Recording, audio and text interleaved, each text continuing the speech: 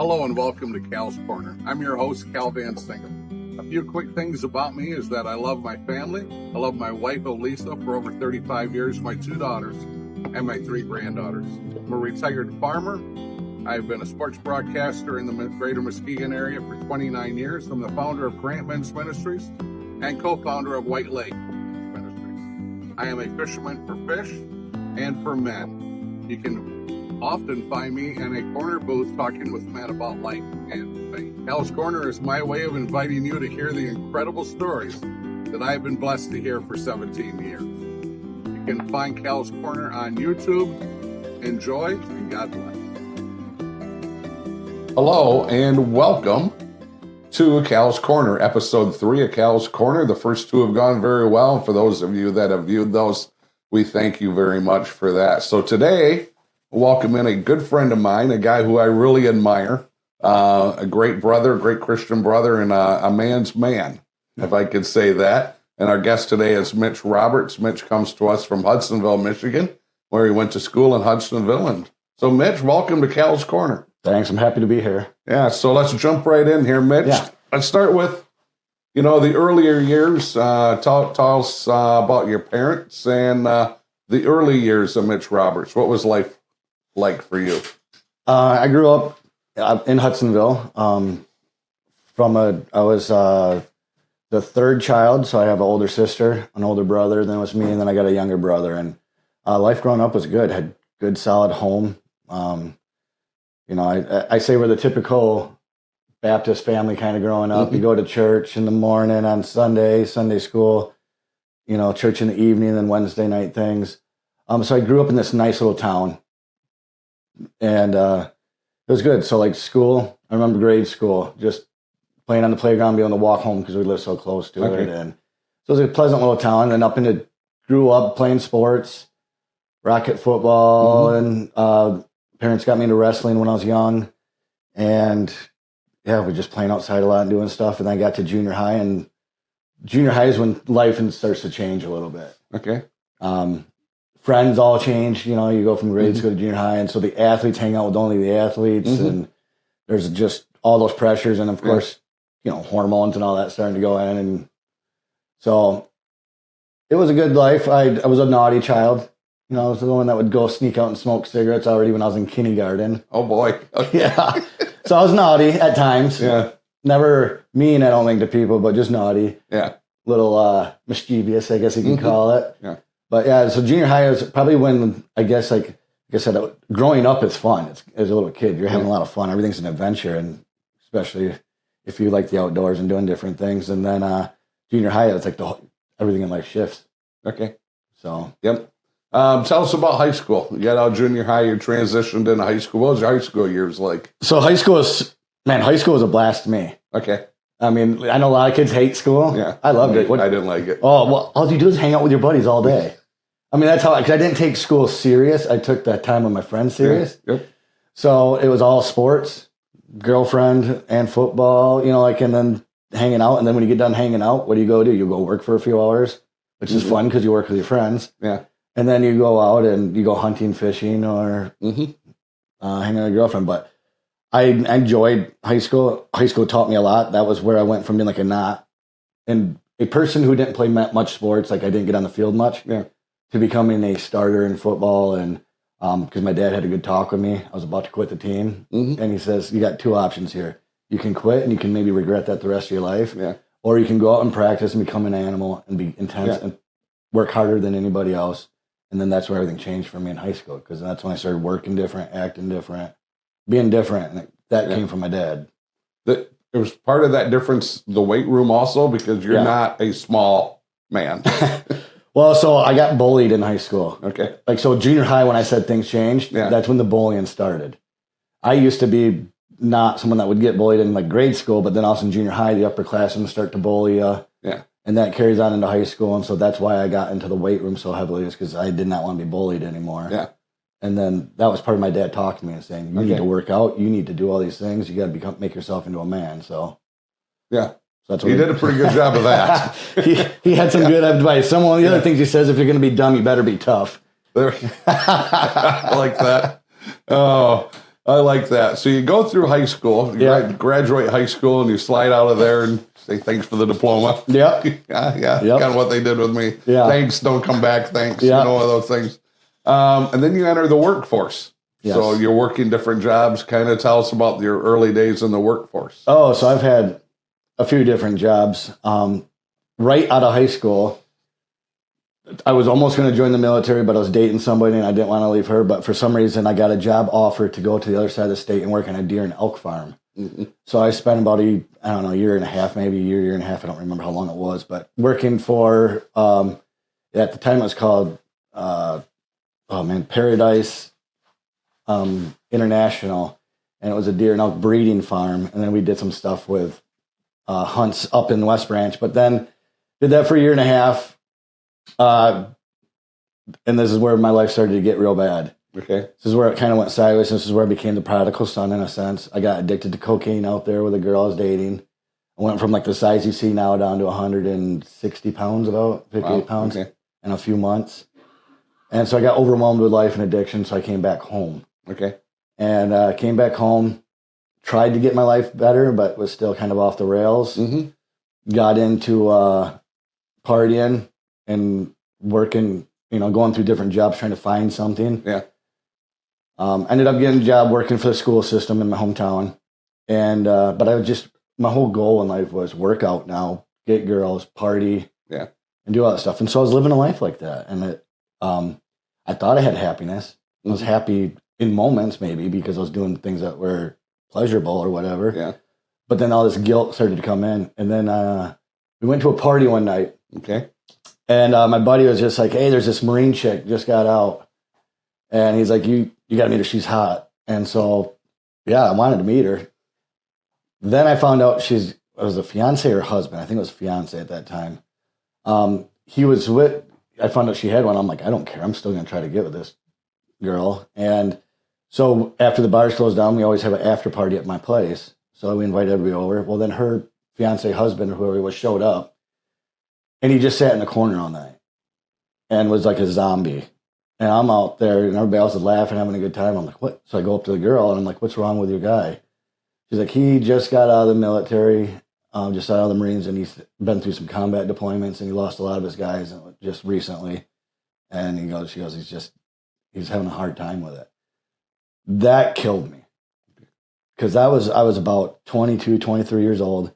And all I've been doing up to that point is just doing nothing that can be respected, nothing good. And here's a guy my same age, and I'm looking at him, and not only was I chasing after his girl, which was not cool in the first place, but then here he is sitting at my house, and I see what he's sacrificed and what he's given up and how he's been changed. And so the next morning is when I went down to the recruiter's office and signed up for the Marines, because I was like, I needed to do something that I could be proud of or be fine and respectful, because I knew what I was living and what I was doing was not a good life. I grew up better than that. I knew better than that. So that's when things started to change again in my life. Another shift. Did you tell your parents at a time, I'm going to go sign up for the Marines? Oh, by the way, I'm going to finish breakfast and I'm going to finish my Frosted Flakes and I'm going to go sign up for the Marines. I think I told them afterwards. Okay. I think I told them, like, I don't remember exactly, but I think I walked in the house. I'm like, I did something. Well, that you did. I was like, I did something. It's like, they were happy for me. They were worried, but they knew it was going to be good for me. And it's what I needed to do. So. Yep. Then you leave and you enter boot camp. Yeah. Yes. So boot camp, I was prepared for mentally. I mean, I watched some videos and I talked to some people, and I've been through a little bit of life now at 23. I'm not 18 years old, leaving my mom and dad's house, going out to do it. I'd lived out on my own and experienced a lot of things already. So boot camp to me was, it's not fun, but it had its fun moments. I remember the first week hearing guys crying themselves to sleep at night because they're in such shock. Mm-hmm. I say guys, but they're boys. They're 18, they're 17, 18 years old. And so I remember going through boot camp, and there was a lot of cool experiences in it, a lot of funny experiences, a lot of frustrating experiences dealing with guys who aren't tough but are becoming tough because it forces you to become tough. But they're very soft, and you see a variety of a lot of things. And so boot camp was quite the experience, but nothing prepares you for the fleet. Gotcha. Yeah. Yep. So you come through boot camp, and then a jump ahead, you find out you're getting deployed overseas. Yes. Yep. So what was your first deployment like? Let's talk about that a little bit. Is there anything else you want to add to that? I will say this. After boot camp, I said it doesn't get you ready for the fleet. It's because when you get to the fleet, you actually think you're going to join a family and be loved. And when you join to the fleet and you're what you call a boot, a new guy, you get hazed in, like out of hatred. Okay. Like it's almost worse than boot camp because that's when you think it's supposed to get good, and it gets worse. So then when you do that, after you go through that and then you get deployed, so you almost look forward to your deployment because your deployment is the way you earn your way in to the brotherhood. Okay. So the deployment you're excited about. You're like, yeah, I can't wait. And plus, everybody who usually joins the infantry, like I joined the infantry on purpose, you want to go get into the junk. Mm-hmm. So you're excited for it. But yeah, a couple things happened. I went to one unit. They hazed us all in for like 6 months. Then I went over to a unit called 3-5, 3rd Battalion, 5th Marines. And they treated us way different. They treated us good there. So we were like brothers right off the bat. So I got it good in that area. Yeah. And then, yeah, we hear we're going to Iraq. And then it's not just Iraq, it's Fallujah. And it's like, that's Saddam City. That was, I mean, everybody knew about the Battle of Fallujah, that it was intense. And so I'm like, oh, we're going back there. We're going back to one of the hottest cities in the whole country. And it's big. So I was excited about that. But that was that deployment, when you fly in, there's no way to explain how it feels when you just entered hostile ground. Yeah. It's a high like nobody could ever imagine. I can say that. Just the chemicals that get released in your body, the adrenaline, the excitement, the fear. Yeah. Anybody says they weren't fearful, they're lying. Yeah. You know, because you know this is for real. This ain't training anymore. So I'm going to ask a question then. So every time you leave camp on a mission, do you still have that? Do you still get that same high, or does it after a while? Does that go away, or what happens? Let's say you do. You know, you've already done 20 missions out of camp. What's the difference? Is there a difference from mission 1 to mission 20? Confidence. Confidence. Okay. For me, it was confidence. Each time, there's a certain amount of fear because you still don't know what you're going to run into, but when the action isn't happening, like, and I'll get into a later deployment that my unit went on that I was not with and explain some things. But I will say this, mine was different because we didn't take a lot of fire, we didn't take a lot of action. And so you kind of, it was almost being like a policeman, right? You know it's there. First few days you go out and you see these people and they're looking at you with just pure hate and you know they want to kill you. And you know that they're planning on it and they're just, they're doing different things and they're giving information to get you set up. Like all these different things go on, but as the more you do it, the more confidence you have in your unit, the more confidence you have in the route, the city. You start to see things you recognize. So you get saltier is what they call it. You get better at your job. You get to understand it better. So it's not that same nervousness, but then you'll have like where we had like Army guys get hit by an IED right in our thing, and you hear the explosion, and we're running out, and we're heading out there, and we're thinking this is going to be an ambush, and so you got all these other spikes again. So it goes up and down. It goes up and down. It's never like this the whole time. Yeah. How long was your first deployment over there? I think we were there in Fallujah for 9 months. And then there was some time because we got delayed on plane flights of getting out of Iraq where we were on a big, big base. Yeah. Because where I stayed in Iraq and Fallujah, we stayed in a FOB in the south side of Fallujah, which is just a tiny little, called a forward operating base. Yeah. There's like 40 of us, I think, maybe that stayed in at 30, 40 of us. So it's very small. You look outside, you're surrounded by what they call HESCO barriers, the big bins that hold sand that they stack and make walls. Yeah. And so you're behind that, and when you look outside that, or as soon as you walk out and drive outside that little front gate, and this thing's not even a football field long. And as soon as you drive out, you're surrounded by a city that is just, they're all 3-4 story buildings, and they're all hostile environment, and they're all blown to pieces, and it's a war zone. Everything's blown to crap, basically. Wow. Yeah. So you were that close. You were actually in the city then? Yes. Yeah. Yeah. Oh, my. Yeah. So we were in one spot, and then, so we'd have a platoon, and then they would take over houses, and that would be their forward operating base. That platoon would take it over and do HESCO barriers around it. Yeah. Yeah, so we were right in the middle of all of it. So every day, all day. Every day, all day. Okay. What was your job when you were there? for lack of better words. So I'm a machine gunner, infantry machine gunner. So my job the whole time was, I maybe went on a few foot patrols here and there and a couple at night and a few during the day where they needed a lot of us on these really big ones where we were clearing fields and looking for IED, like caches and different things. But my main job was in the turret. I stayed in the turret behind a machine gun for the most of every deployment. And I think I went pretty much on every mission, every patrol that they did that was mounted from my unit. Yeah, probably on almost at least 98% of them, if not all of them. Gotcha. So, where do you go on deployments every day or 5 days a week? Did you get a mission? You would do a mission. A mission? Like, Okay. or a patrol. Yeah, my bad. A mission. Yeah. Yep, a mission or a patrol. You'd go on at least one a day. Okay. Possibly multiple. And then you were also a quick react force. So if the foot guys or Army guys coming through our AO, our area of operation, they got hit, our unit would have alternating days who were on QRS. So we had stick A and stick B, Alpha and Bravo. Okay. And it would be like a big squad of guys. Mm-hmm. And we'd have 4 vehicles each. So one day 1 or 2 days we were QRF. And so we're the ones that got to react to everything. Yep. And they were just back up in case we were out and someone else got hit. Yeah. And when you're not on QRF, you're out running missions. Okay. But QRF always is going to go out, usually it seemed like once a day for something, whether it be run something to a unit that they're down or someone got hit or. Gotcha. Okay. So you wrap up that first deployment. Yes. What do you do when you come back? Explain coming back and how long were you back before you went back? And so coming back is a weird experience when you fly out of there and you're like, okay, I'm safe. Yeah. Okay. That's a very intense feeling. We come back and you go home. Well, they keep you around base for a little bit just to decompress before they send you back home. And then a few weeks later, they sent you back home and you get to see the family and they want to hear everything that happened. And you're like, I just want to live life right now and not think about military stuff. And you go back up, you start in training right away. And you're getting your new guys and you get ready. You got to train them up for the next deployment. So you just get going again right away. Yeah.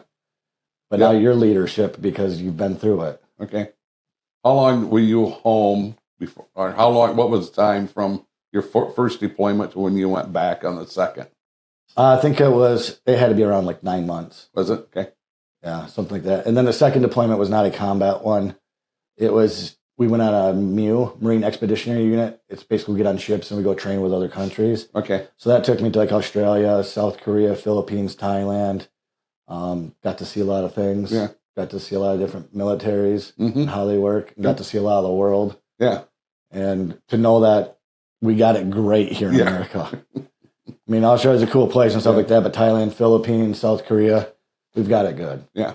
You see how they treat people and just, and then obviously Middle East, I see how people get treated there and they don't get treated well either. Yeah. Well, we have it great because of men and women like you and the millions previously. Yes.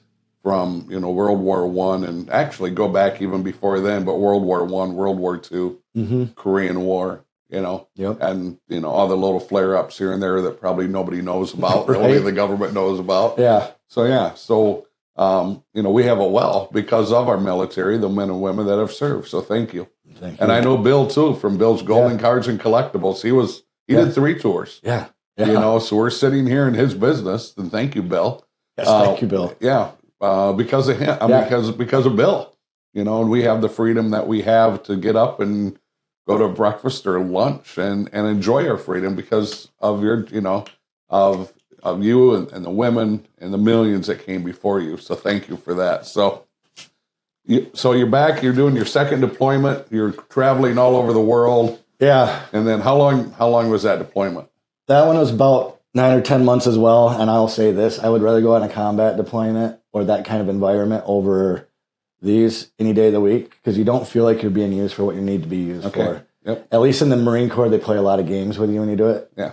Like everything rolls downhill. So they treat men like children and they do mass punishments when one guy screws up. And so there's just a lot of tension in those environments. When you're stuck on a Navy ship and you're used to being out and about and running and gunning and training hard and you're stuck for a month on a little ship in these little bunks, the tempers, the stupid things that happen, it's just a lot of drama. Yeah. And if there's women on the ship, that causes drama with a bunch of young guys and the things that start happening. So it's just like, I would rather go on one of those, and it felt like you were doing what you're supposed to be doing when you're on one of those. So there's different things that go with it, because like when we went out to Thailand and Philippines, it was like going to Sodom and Gomorrah. So you get so like when you're in a country like Iraq, or you're experiencing that, you're seeing evil in a hateful killing presence, right? And when you go to a place like Sodom and Gomorrah, now you see a different kind of evil. You see that sinful lust where they're selling women, and doing the human trafficking and all that stuff. And so it's like you experience a lot of the other world. That's why I say in America here, we got it so good, because I've seen how the world operates outside of here, and it's wicked. Yeah. You transition out of the Marines. So do you want to talk any more about the Marines, or before we transition out? No, we can transition. There's a million little stories in there. We don't got time for all the different things, but it was a great experience. I would do it again, but it is also very difficult and very demanding. Okay, there we go. Good answer. Thank you. So you transition out, you come back. Thank you for your service. Your service is done. Yeah. What does life look for you? What's it look like now? You're probably late 20s. 27. 27 years old. So when I got back from Fallujah, Iraq, so just hit on this because it'll make this be understood. Yeah. All I saw was this on girls, right? Because they were the whole garb. I came back, and like the day after I came back, I got invited to go meet a bunch of Brazilian girls down on the beach. And Brazilian girls were the exact opposite of what Iraqi women were. And I fell in love. And so I ended up dating and getting engaged to a little brown Brazilian girl. I fell for her. She's an awesome. Me and her still staying. We're still close. But yeah, so it was like when I was with her and she had a son, I had the option of staying in and reenlisting, or getting out and having a family. Okay. And I know she desired me to get out. Yeah. So I was going to get out. Plus, my unit wasn't supposed to go on a combat deployment, as far as I knew, when I was going to get out. So I got out, and when you get out, it's a weird feeling. For anybody who served, no matter what branch, no matter what you do, when you get out, it's a tough feeling. Yep. Because you lose your purpose and you lose your identity. So when I got out, I was struggling with that feeling. I didn't understand what I was feeling of not knowing who I am anymore, or being proud of what I'm doing. Because I went to work for my local school system as a custodian and maintenance type guy and grounds guy. And it's different when you're scrubbing urinals and toilets than when you have that uniform on. And so that was a hard change for me. On top of being newly married, freshly married. And then what happened is, and this is the hard part, and this is where my life changed completely again. It's like every 4 years, it seemed like my life took a major shift. When I got out, obviously the adjustment was hard in the first place, but then my unit went to Sang in Afghanistan. And we lost a lot of guys there, and we got a lot of guys wounded. So 25 guys from 3rd Battalion, 5th Marines passed away, got killed over there. And then, I mean, the amount that got wounded in action, it seemed like I was getting phone calls every day or text messages. And, some of them weren't major, and I say not major when they get shot, and it hits their arm or something, but it's not life-threatening and they can stay in country. Yeah. So it's not to discredit them and what that experience by no means. But then you got other guys who are getting their legs blown off, arms, face. And so it's just like, and then you're seeing these guys too, and they look different. So that was very hard for me. So I went twice down the recruiter's office crying, trying to get back with my unit over there, because you feel guilt, you feel shame, you feel like you abandoned them, you feel all these things. And your intentions were good when you got out. But at the moment, it don't feel like that. You don't understand that. And so then you go to a funeral. And while you're at that guy's funeral, the other guys are still over there taking fire. And there's some of the guys at the funeral because they're wounded and got shipped back to the States. So now you got the guy that passed that you're there for. Then you got all your brothers around you that are in bits and pieces, kind of. And that was tough. Yeah. So that's when my life spiraled downhill. Okay. That's where I did a nosedive. So that's when I got into drinking. I was doing a fifth and a half a day, plus like a 12-pack, plus lots of Xanax, lots of street drugs, lots of painkillers. I was actually would look for my wife's painkillers and all of her medications for her arthritis and different things, because I just wanted to take anything and everything I could. And I was like that for 4 years. For 4 years. For 4 years. Yep. I was functioning because I could work and I could do things, but I was completely blasted out of my mind all day, every day, because I don't know, I was in so much pain mentally, anguish from losing all the guys.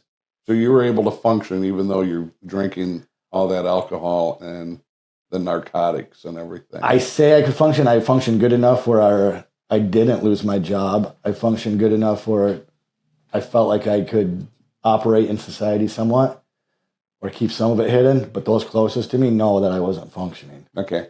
I could just get it together in public for a minute or two or for hours or whatever.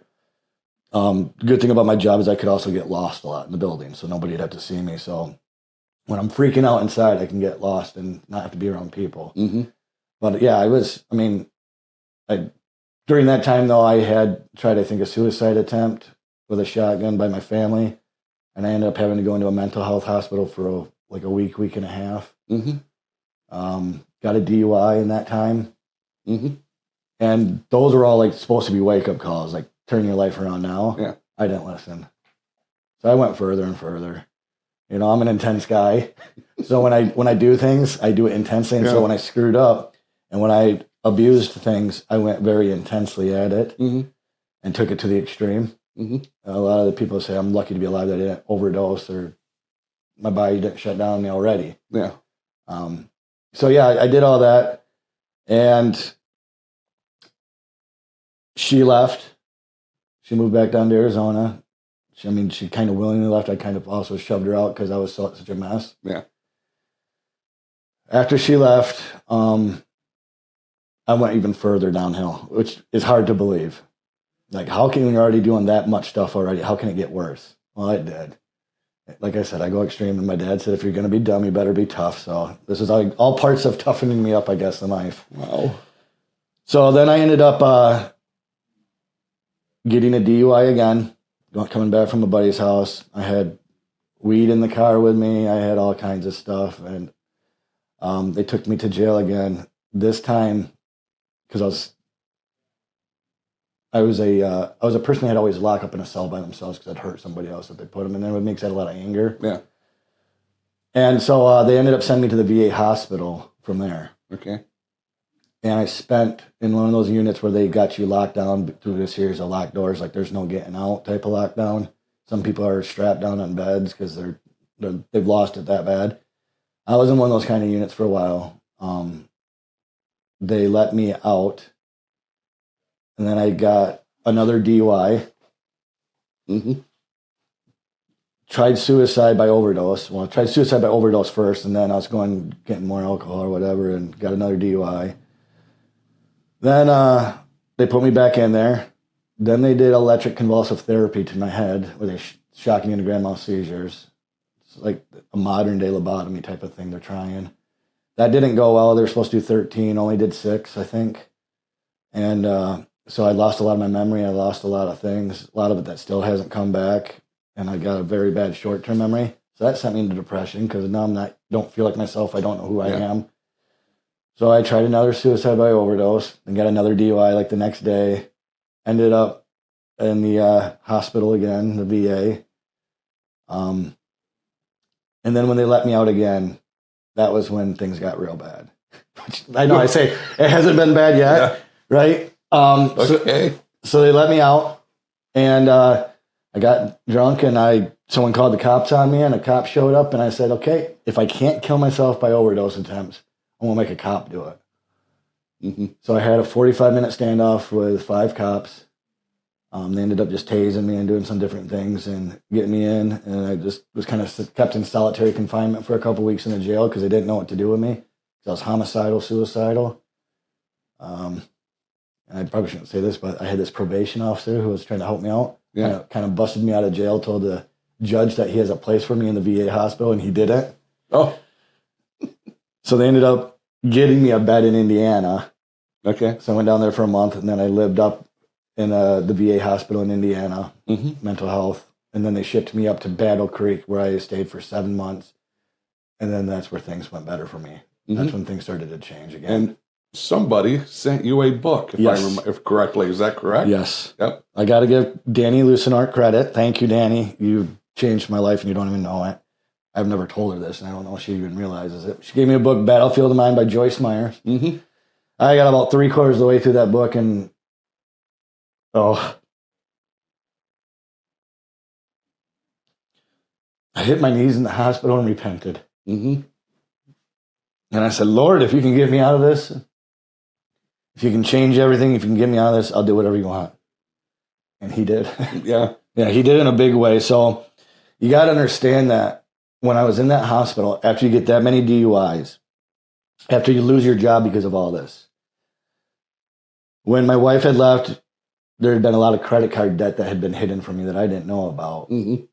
And it was like 20 or 30 grand. It was up there about 30 grand. Well, with all these DUIs, with all these different charges I'm facing for the lawyer fees and for the court things, like I'm looking, and plus I got to sell my house. I'm losing everything. My house is gone. I have no job. I don't even have a vehicle. I have nowhere to go. I'm in the middle of going through a divorce, and when I get out of this mental ward, I'm facing 3 DUIs all within a year. Every time they let me out, felony assault on police officers, weapons charges, drug charges. I mean, what do I have to get out to? It's jail. Leave the mental ward, go to jail, or be homeless. And I found out my credit score was even down to a 420 at that time because of all the credit cards that went into collection that I didn't know about. Mm-hmm. So I got nothing. I mean, I don't even have a leg to stand. I got nothing. And that's why when I hit my knees and I said, Lord, if you can help me out of this, I will do anything. And all that debt, all that stuff I was facing, within 48 hours, he made it so that wasn't an issue anymore. Wow. So now all financially, everything's, I don't have to worry about it. So now it's location, it's all these other things. And he just started to open doors for me one after the other. And just kept doing it, just kept walking forwards. And every step I took out in faith, another door opened. Mm-hmm. And he's been doing that ever since. And I won't be here today if it wasn't for him. Yeah. I understand now why he didn't let me kill myself, that he didn't allow it to happen. He saved me from myself. Yeah. And he used what you've been through, and you are willingly talking about what you've been through to help others. Yes. Yes. Yeah, and share your story to help others. So for a long time, I was so ashamed of it. Mm-hmm. He takes your shame and he takes that guilt and he takes away. And he, like I say to people, is he can take the biggest mess and make a masterpiece out of it. Mm-hmm. Yeah. It's kind of like those jars that they have over there. I don't know if it's Japan or China, which one of them countries it is. But when they're nice and new or whatever, they're great and they can be used good. But when they break, they put them back together by using gold, melted gold. And they use that to bond all the pieces back together so that it can continue to be used. But now it's even more valuable. And it's something that's even more beautiful looking to look at. I didn't know that. And that's what the Lord's pretty much done in my life. Yep. He's taken all my shattered pieces and put it back together and made something better out of it. Something I'm more proud about in my life now than even serving in the Marine Corps. Yeah. So it's been, mm-hmm. It's not been fun in all ways, but it's been worth it. Well, you're saving lives. You're saving people. You know, you go on these retreats and you help men who are first responders, military men. You're helping them restore their lives also. So you saved lives over in Iraq, and now you're saving lives here back stateside. It's been a big experience. Yeah, it's good. I'm happy about it. Yep. Yeah. Gotcha. Let's talk about your ink a little bit, because I know maybe there's some people, and just only talk about the ones you want to. Yeah. Because there's probably some people wondering what it is. When I first met you, I was like, oh, that's really impressive, but I didn't know you well enough to ask about, ask about it. So, okay. So like on the ones you can't see, and I'm not going to be taking off my shirt and things, but like I got my machine gun unit down one side of me. Okay. It's Roman numerals XXXI for 31, because that's what my number was for a machine gunner. Okay. And then we were called the dirty ones because we're always full of dirt and CLP. So it says dirty ones on it. And then I got my meat tags, which is my dog tags tattooed over on my side. It's kind of a tradition thing people do. Yep. But then my arms. So after my buddy Abate passed, Matthew Abate, Sergeant Matthew Abate, he was a Marine Corps sniper that passed away in Afghanistan. After going to his funeral and stuff like that, he was awarded the Navy Cross for what he did over there. And so I got the Navy Cross tattooed on me here for him. Soldier's Cross Then the United States Marine Corps, he had the Iron Cross on his forearm like that, and so I got it, plus Infidel he had. Mm-hmm. So I got that done, that whole sleeve done in memory of him. Okay. And then a little while later, after my unit all got back from the deployment, so I got the headstones of all the guys that passed right here.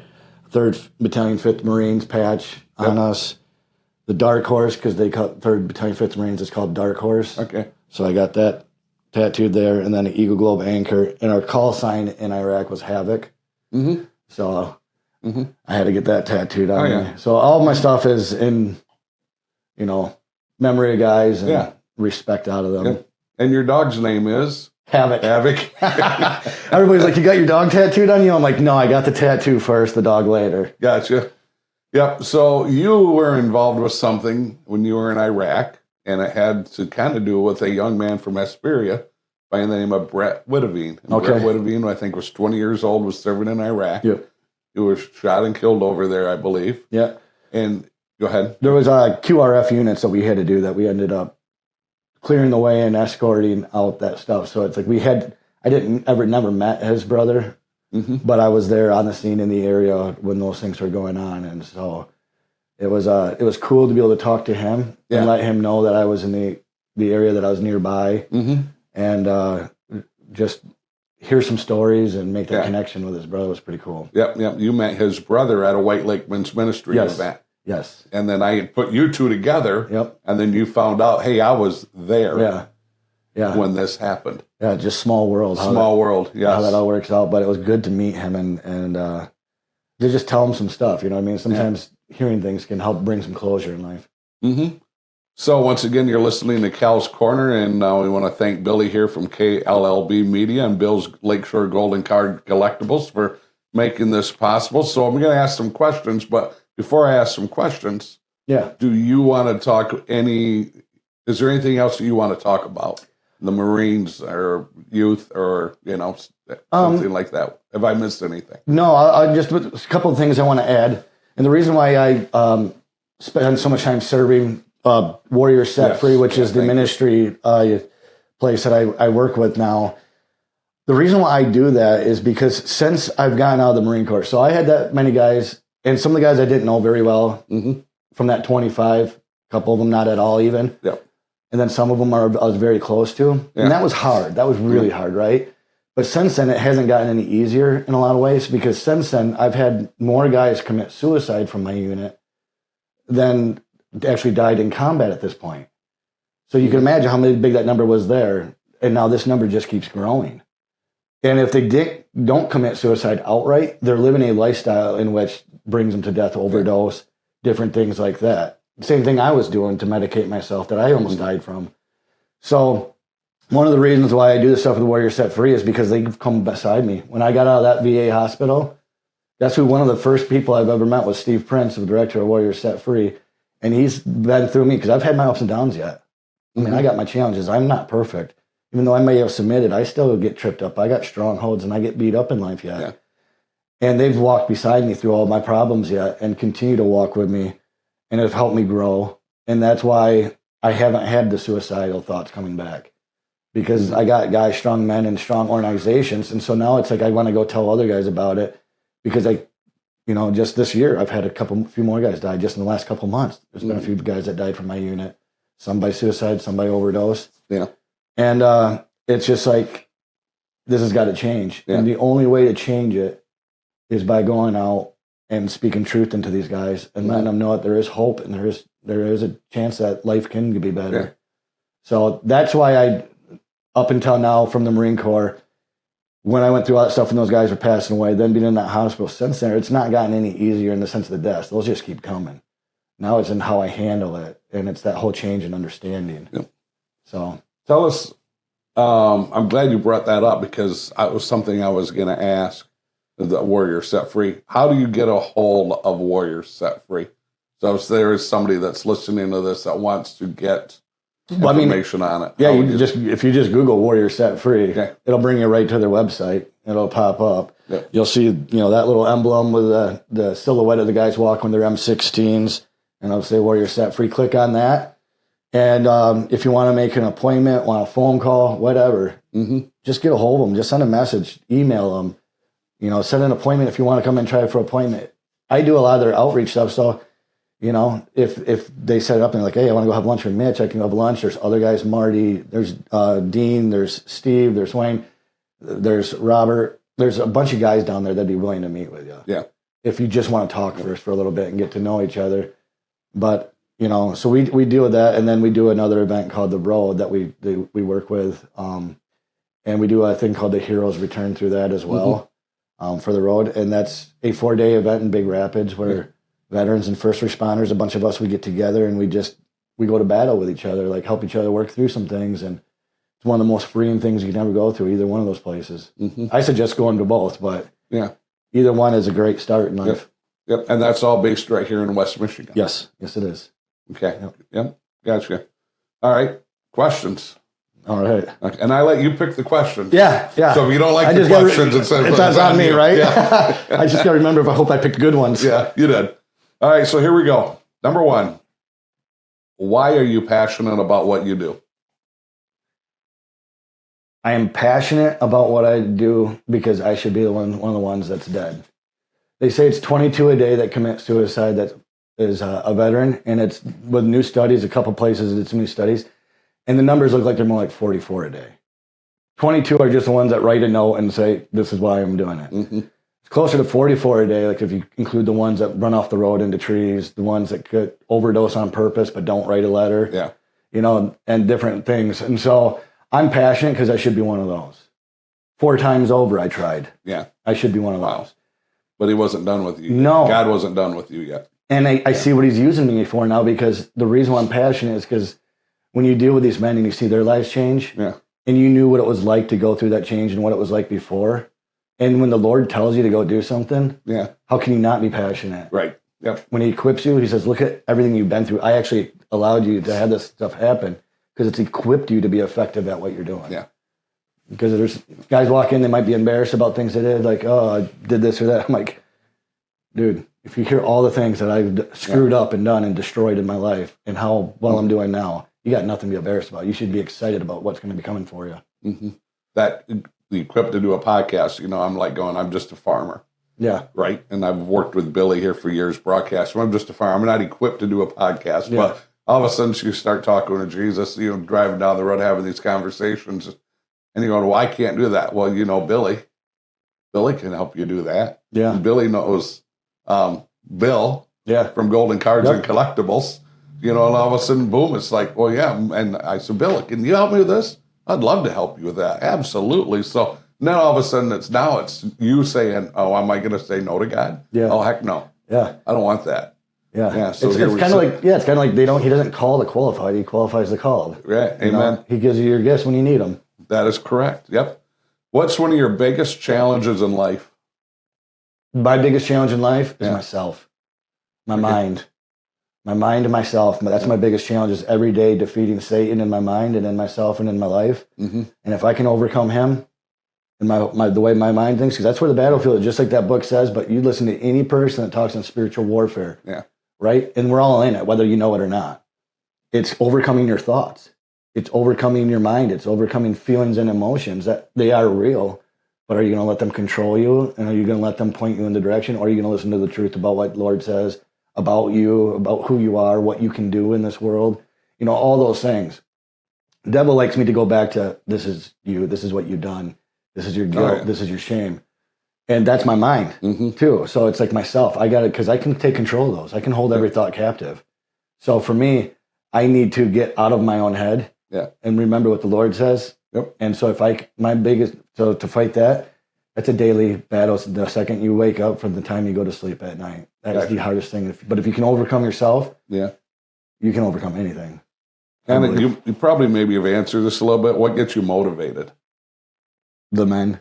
The men? The men, seeing their lives change. Getting the texts, getting the phone calls where they just thank me and they just say, hey, I love you. It's been good to thank you for helping to guide me through it. Because, again, I want to point everything to the Lord. I have not done anything. The Lord saved me. The Lord's equipped me, right? And the Lord has just gave me sometimes the words to help guide guys and all that stuff, but it's him doing all the heart changing in these men. It's him giving me the words to say or everything else. So it's like, I love that these guys recognize that I'd walk alongside them. But man, does it motivate the heck out of you when you see them doing good and seeing their families change and you see smiles on their faces instead of hollow eyes. Yep. It's the most important lesson you've learned in life.